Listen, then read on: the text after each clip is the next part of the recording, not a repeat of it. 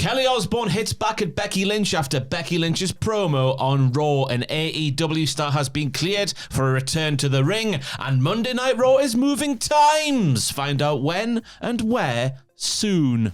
We'll kick things off with the moving times of Monday Night Raw because it has been confirmed it will air earlier than usual for some episodes in September, and for a very good reason, which pertains to a pig's bladder shaped like a thing. Football! Gridiron! Football. Up the gridiron. Yeah, Raw will air at 2 p.m. Eastern Time on September the 1st, due to the show airing from France first and foremost, we should say. Then September the 15th and September the 22nd, episodes of Monday Night Raw will air 1 hour earlier than the traditional start time because of that football in the United States of America. Yep. So the version on Netflix, September 15th from Springfield, Massachusetts, 7 p.m. September 22nd from Evansville, Indiana, also 7 p.m. It's an interesting turn of events because normally they just go head to head with the football season and then just take the hit on the views as they come. It's opening weeks though, so I don't know if it'll last, but it makes sense because like whenever we, especially like in the classic reviews and stuff, whenever we get to an episode where they're counter programmed against football, it's just dreadful. Yeah. Like ratings just drop right off. So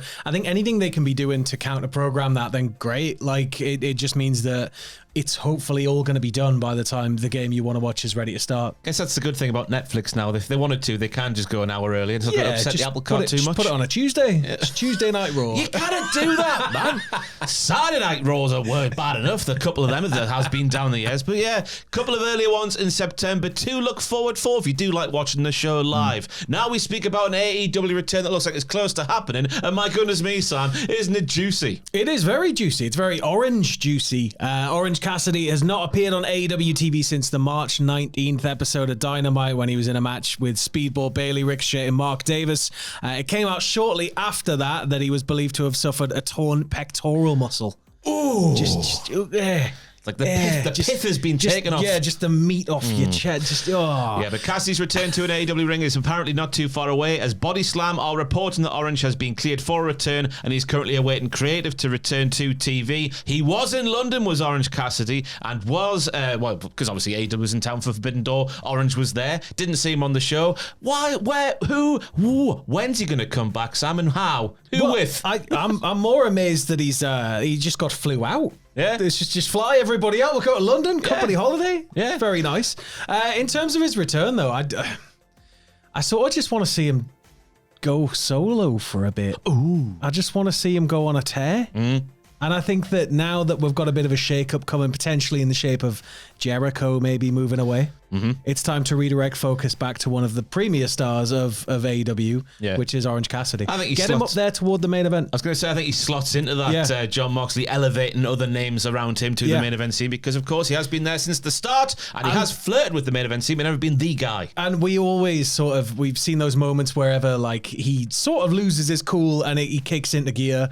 So a bit more of that heading toward that main event will just make him look hungrier and hungrier. So yeah, I don't know how he would fit into that scene, because it looks like it's going to be MJF and Hangman going forward for the foreseeable, especially based off how their match finished at the weekend. Bryce, what are you doing, man? It was awkward. Yes, it was awkward. But I get him up there. Why the hell not? Yeah. Now we move on to bald news, because Ricochet has been bald for some time, and now it looks like he wants to make some money off of his baldness, because he has filed to trademark bald in terms of entertainment services, merchandise, that kind of thing. And that has been confirmed because Aidan Gibbons upstairs, our lesser news ape, our news boy, or whatever we used to call him back in the day. The US Patent and Trademark Office has got the list in there. Trevor Mann is the real name of Ricochet. His name is listed alongside there. So bold things coming.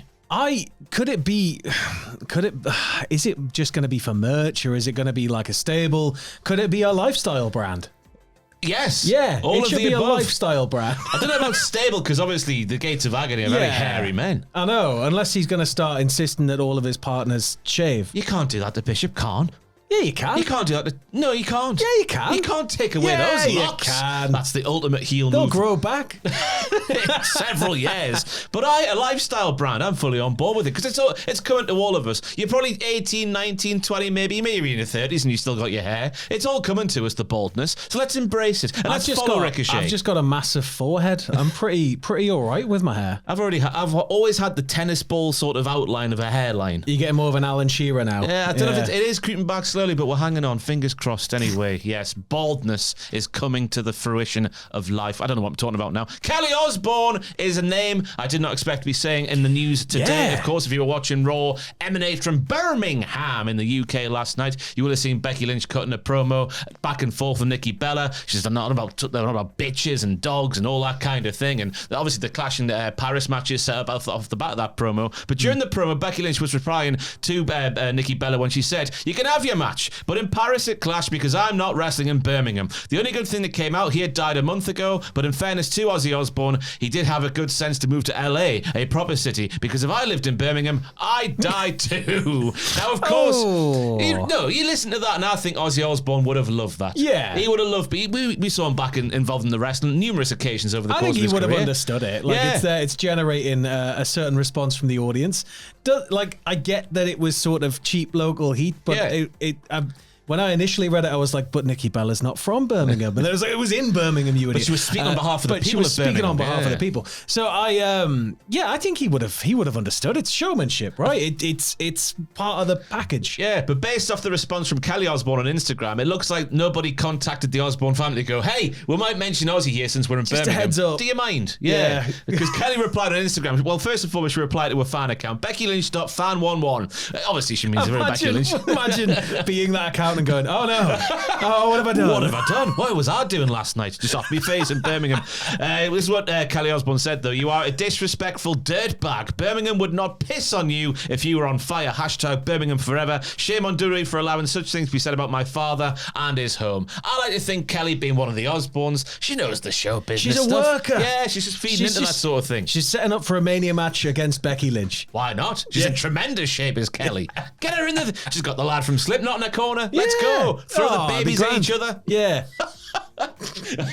So maybe they didn't ask the Osbournes before doing what they did last night on the show. Of course, we're speaking about Clash and Power there. We'll go through the full confirmed card now off the back of Nikki Bella and Becky Lynch's match being added last night. We'll kick things off in alternating fashion, Sam, with John Cena versus Logan Paul in the bog standard singles match. Yeah, Cena's going to put him over, isn't he? You wanker. No, he's not. Cena's going to... He's not. He's going to cheat to beat Cena, isn't he? I reckon Drew McIntyre might get involved. I think we're shaping up for a Cena-McIntyre big hoo-ha towards the end of the year. Just make McIntyre his final match. That sprightly up-and-comer Drew McIntyre can retire Cena. What's next on the card, Sam?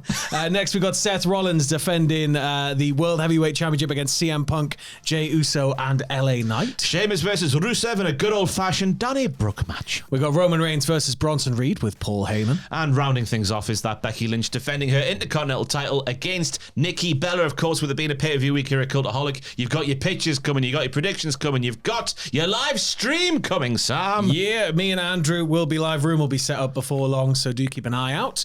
But on the night, it'll be youtube.com/cultaholic/live, and we'll be going from the whole length of the pre-show onwards. Yes, delightful stuff. Reasonable hour as well. Not too Even bad, more is it? reasonable because they're an hour in front. Yeah. Basically starting in the morning. Yeah. Why the hell not? Thanks for watching this news video. I've been Ross, joined by Sam, and we'll see you very soon.